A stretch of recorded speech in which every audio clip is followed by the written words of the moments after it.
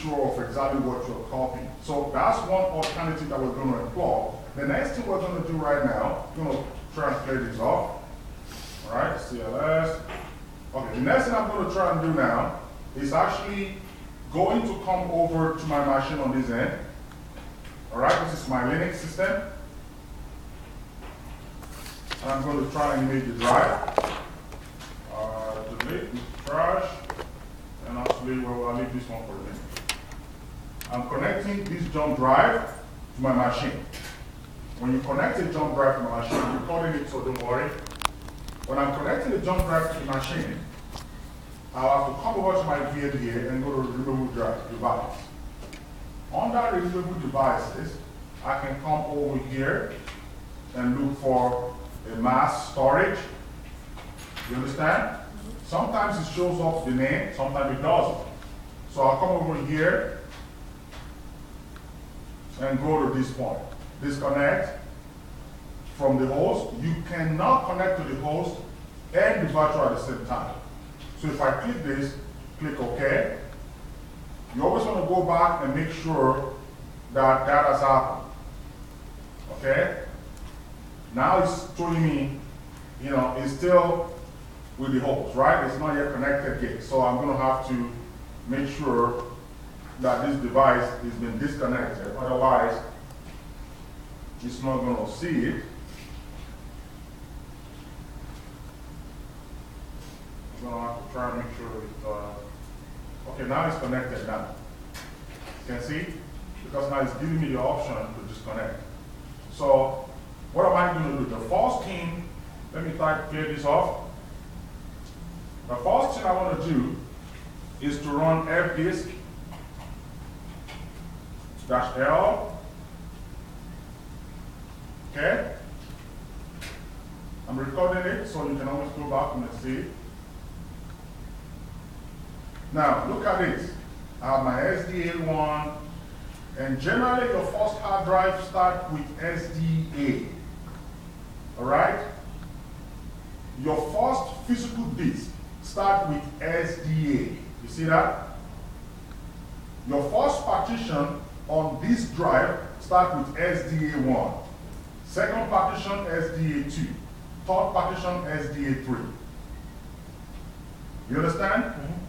Your second physical disk starts with SDB. As you can, sorry, over here, you can see this one. Instead of this one is SDA, right? Ideally, if you have a second physical disk, it should be SDB. And I don't know what this one is D, right? So you can see it over here. This is SDB. You understand what I'm saying? So this is your first physical disk. These are the partitions under this disk. This is your second physical disk. You understand? That means your second physical disk here only has one partition under it. See that? If this were to have two partitions, this would be SDB1 and SDB2. This is a third physical disk, SDC. That's the jump drive I just connected now. You see that? And then this jump drive's got only one partition, SDC.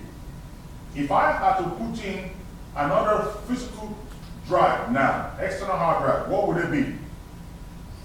STD. Huh? STD. STD. Okay? So that is the numbering system for Linux. Now, until you see the physical drive here, there is nothing you can do. You understand? The first thing you want to do is you want to image the drive or whatever this one will do. You want to run your hard disk, and if you cannot see the disk, you want to image at this point, then all bets are off. You understand? So this is like your disk management for Linux. So I come over here and I see this drive. Now, what should I image here? What am I supposed to image here? Can anybody help me? What is that? What is that? I don't know. What am I supposed to image? Partition 2? Partition. This guy only one partition, right? got only one partition, right? Is that the block that is reserved? No. What is that? No. My physical, somebody said, oh, talk loud. Physical partition. Why are you so shy? Garrett. You just realized. Okay, Garrett says, physical partition. Why, Garrett? Why should I go for it? Why should I image only the physical partition? Physical partition is the entire thing. The logical is the stuff inside of it. Correct. You know, because you want to get everything, correct? Because you still don't know the details of what might be in here or what might not be in there. So, as much as possible, your best bet is first to grab everything. When you get a physical drive, you can go later, you know, to collect, you know, what you want it to be. You understand that? You can manage the rest later, you can change what you want to collect later. So the first thing I'm going to try and do over here is start my DCFL GD. You understand? Yep. Then I'm going to say input file equals, right? And then what am I going to select? I'm going to select this physical drive up here. If I want to image the partition, then I'm going to image this, right? Watch out for this because in one of your midterm that's coming up pretty soon, I'm going to ask you to image a partition. Be careful not to image a hard drive or physical drive, okay? So you have input file over here, and I have my DEV over here, and I have my SDC.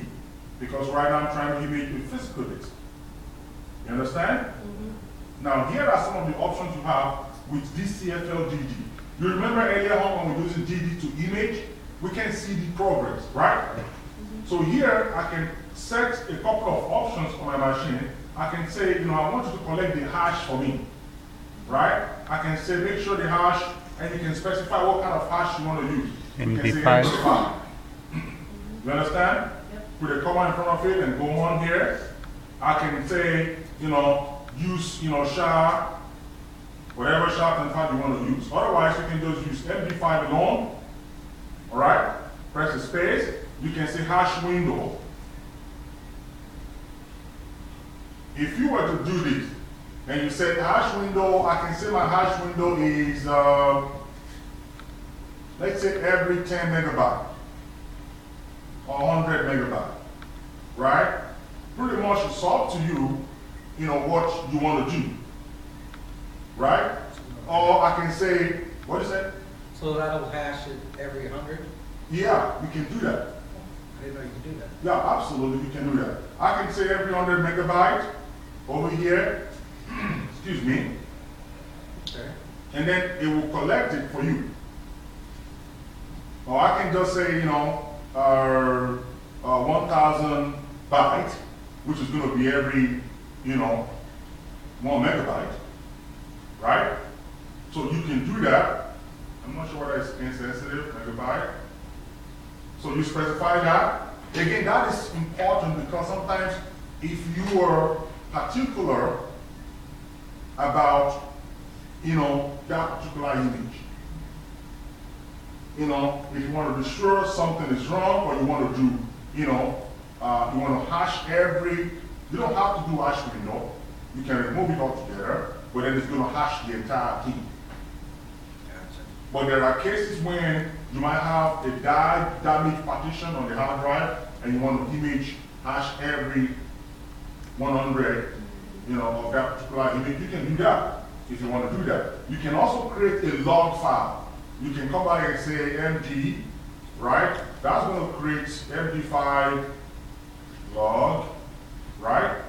You can say create an MD5 log and call that 5 log MD5, you know, .txt, right?